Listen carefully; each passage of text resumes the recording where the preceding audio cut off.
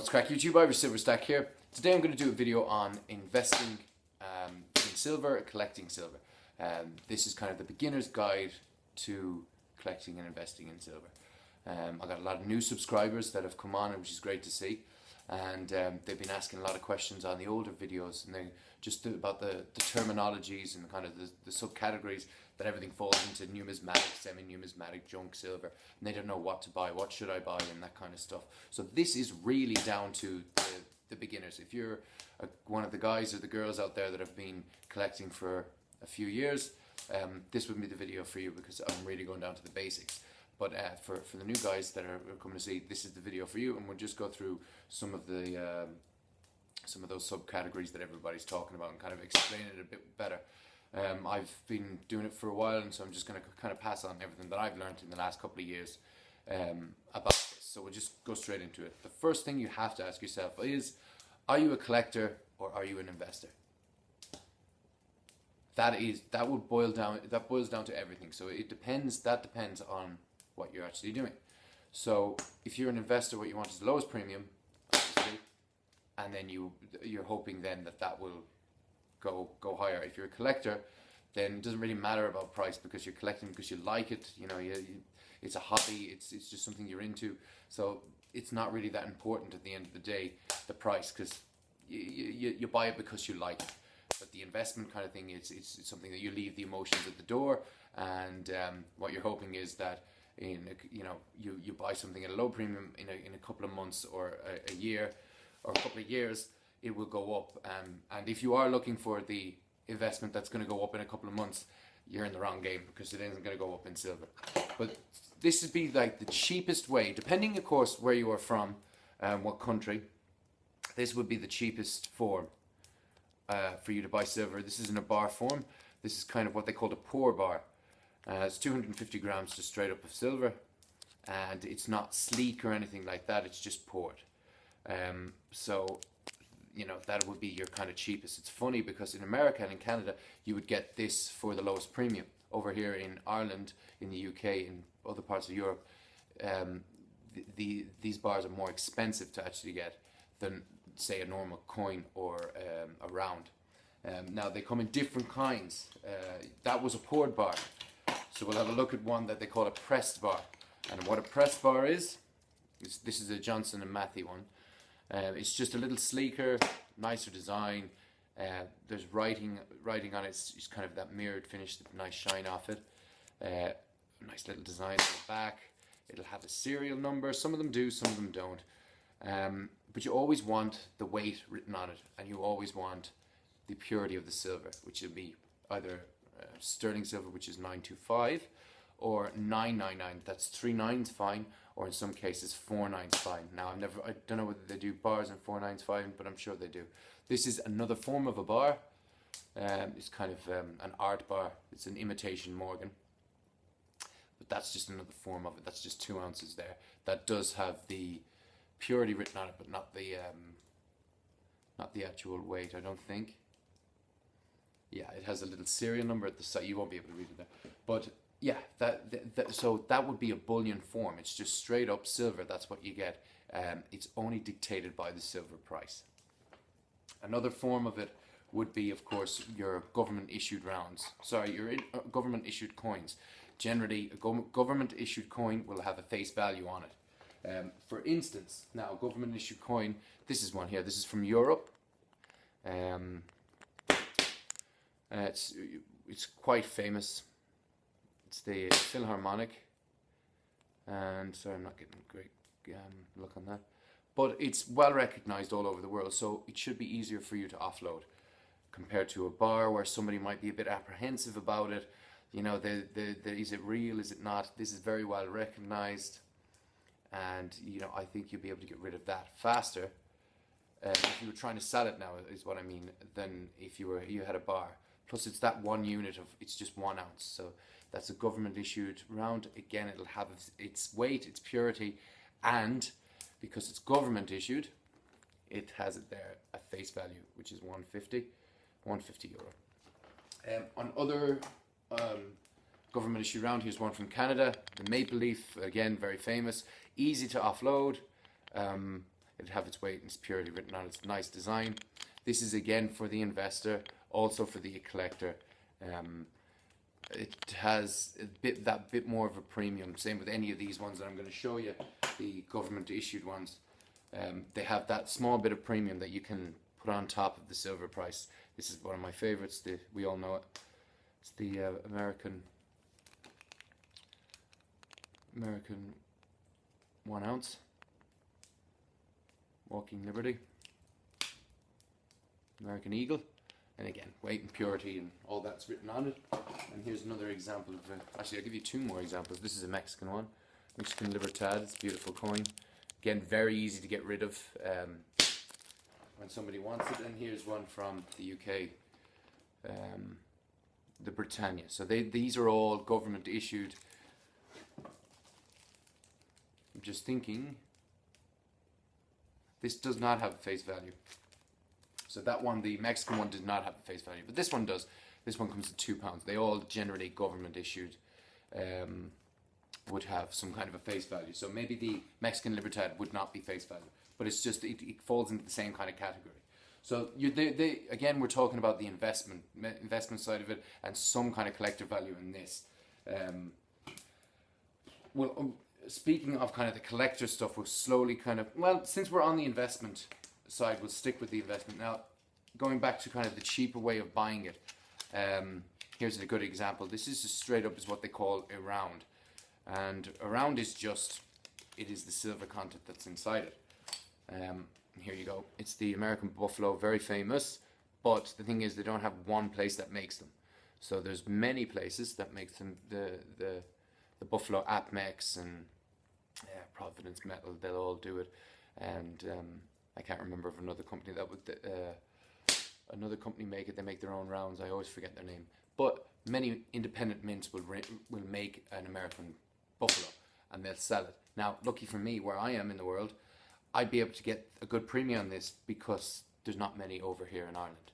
So for me, having this, it does give me that bit more of a play, so I could add a premium onto it. And if I held out, I would probably get it. Just because somebody in Ireland would go, wow, I can't get one of them, I'm gonna pick this up, and they would pay that little bit extra. But again, that you are completely dictated by the silver price. So when you buy these, the rounds, you're going just by silver price. That's what you're actually paying for. So that'll be kind of everything that I have there. That's kind of in the investor way. You can also go down to things like different quantities, and when I say, sorry, not quantities, different weights. Like for instance, this is just a Guernsey 1/4 ounce. Here's a 1/2 ounce. It's a 1/2 ounce, excuse me. So you can go 1/2 ounce, 1/4 ounce, 10 ounce if you want of the silver. You pay more for the premium, but again, it's kind of, I would consider it more collector thing. Some people will buy it because they think that silver is going to go so high that you'll eventually be only able to sell half an ounce. You'll be able to quickly get rid of it, but you pay an awful lot of premium because you're paying less of the silver. And here's just another example. This is a 1/4 ounce, again from Guernsey, but it's a Victor Hugo ounce. It's very nice. It's 1/4 ounce. Now, so when we're talking about semi-numismatic means that there's just that little bit more of a premium added onto the premium because it's a little bit more rarer, but it's still kind of very much a bullion product is the best way I can put it. And how I would, I suppose, explain would be the best one to give you an example would be the Canadian Wildlife series. So this is a series that was released from the Royal Canadian Mint. That's the cougar there, and they had a different animal on it. I think there was 6 coins altogether. The moose and this one was the antelope, and they do give that kind of bit more of a premium because once they're gone, they're gone. Especially from mints and from places that actually sell in bulk the bullion and the coins. They eventually they run out of them, So you can add on when you sell a bit more of a premium. And as well, if you collect the whole set, well, then you can sell as a whole set and you can knock up the price just from that. There was 6 in total. but that means getting, you know, getting the full set. But you can do that. You can add it on. Another example for a semi-numismatic, again from the Royal Canadian Mint. This is a 1.5 ounce polar bear, and it's a novelty kind of. It's a bit thicker than the other coins, so it's, you know, it's one of these cooler coins to get, and they were all the rage there. There's another one released called it's got a fox on it, so they're trying to make that into a series. I don't know whether it's going too well for them. And then a newer example of it would be this one, the Bird of Prey, that they're releasing now. There's a second coin of them out. This is the first one that was released, and the first one seemed to be extremely popular, and it didn't seem to go that way for the second one. But again, that's more collector. Collectors would go for that kind of stuff, even though you can at the beginning get it for a very little over the spot price, but they generally go into the semi-numismatic thing. And also a big one would be the Chinese panda. Again, you're talking numismatic play there as well. Even though there's millions of them, they seem to go for more money. You can ask for more money when you're selling them. You pay a bit more as well. But in a few years, they should be worth a lot more than they are. But they're, and I mean, you can tell why. It's, you know, huge amount of detail goes into the coins. This is the one of last year, I think 2014, is it? Yeah, panda, and that's that one. So then we're talking about. I'll go and we'll talk about junk. Now, junk is basically the older ones that were in circulation. So when you have them, lots of times, depending as well where you're from, that's an example of them there. A lot of dimes. So depending on where you live in, you can get them for spot price or a little bit above spot price. That's just dimes. I have a bag of 50 of them there, and I buy them. A lot of people were buying these because they thought the financial collapse was coming, and we were all going to start bartering. So we were going to start bartering with dimes for a loaf of bread and absolute nonsense like that. But they are good to have. Because as well, it's nice to have a bit of history, you know, as time goes on. Again, I have $50 here. Whoops. $50 here from America, and I'll buy a few of them. They're all 90%. What you got to look out for there is that you got to find out what percentage they are and the years of when the silver stopped, because you'll get coins that look exactly the same, but they mightn't have silver in it. You just need to know your dates, and you need to know the percentage that was put in. For instance, Americans all 90%, but when you go to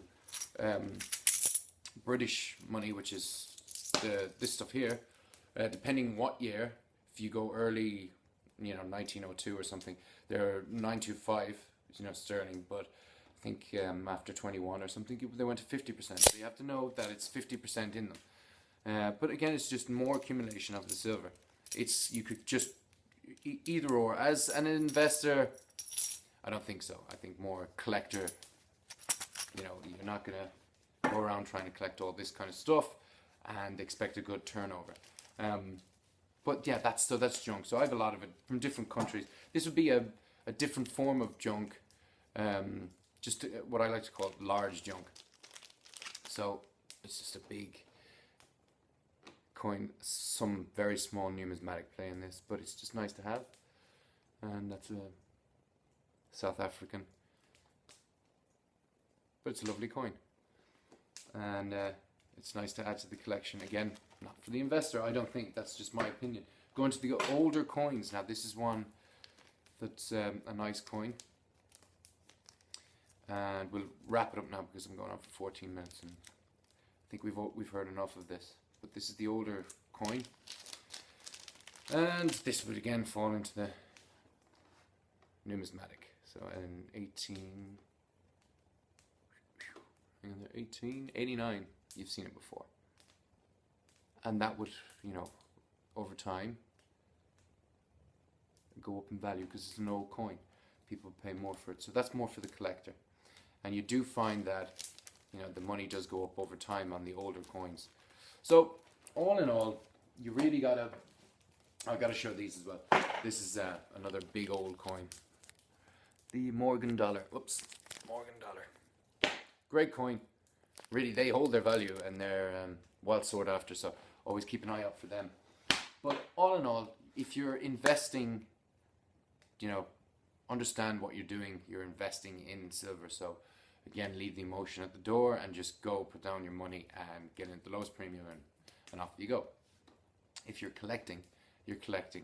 That's what you're doing, and who cares about the price? Because you like it, you know, it's something that you enjoy, so you're going to continue to do it. One point that I would like to make, this would be a koala for 2011, isn't it? Yeah, 2011. Now, the koala that was released that year is still worth what an ounce of silver is. Maybe a bit more because it's 2011. But you see the little thing in between the two heads there? They call that a Privy mark. Now, when you have something like a Privy mark, you have to pay a bit more of a premium, but that Privy mark, as the years go on, it brings up the price of whatever you have tenfold more. So, for instance, I bought this in 2011 in, I think it was around 23 euros I paid for it. And now I could sell this on eBay for about 40, 45, simply because that's a Privy mark. If I sold this coin to someone in America, I could maybe add on another 20 more bucks to that, simply because that Privy mark was only released for Europeans. So it was only in places where Europeans could buy, and you couldn't get that Privy mark anywhere in the States or in Canada. So the smart investor will actually look to see where things can go up and things can go down. Again, I think even from an investing point of view, go for something that does have a bit of a collector value like this, because what happened is you invested in the koalas and bought maybe, say, 200 of them without the Privy mark, you would have lost maybe since 2010, 2011, 50% of your investment. But if you would have got one with the Privy mark and bought 200 of them, you would have doubled your money, roughly. So it's something to think about. That's the main question. Are you investing or are you collecting? Guys, I hope this helped. Leave a comment down in the comment section. Hit like and subscribe for more. I do these videos all the time. Look after yourself. Chat to you soon. Have a good one. Bye-bye.